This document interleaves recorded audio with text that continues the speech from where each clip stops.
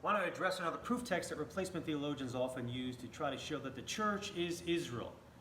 The latter part of Romans 9:6 says, "For they are not all Israel which are of Israel." Now, some assert that Paul is basically declaring that there is this spiritual Israel, or the church, which entails Jews and Gentiles, and not every ethnic Jew is part of this spiritual Israel. However, Paul is not speaking about Gentiles at all. He doesn't mention Gentiles until verse 24.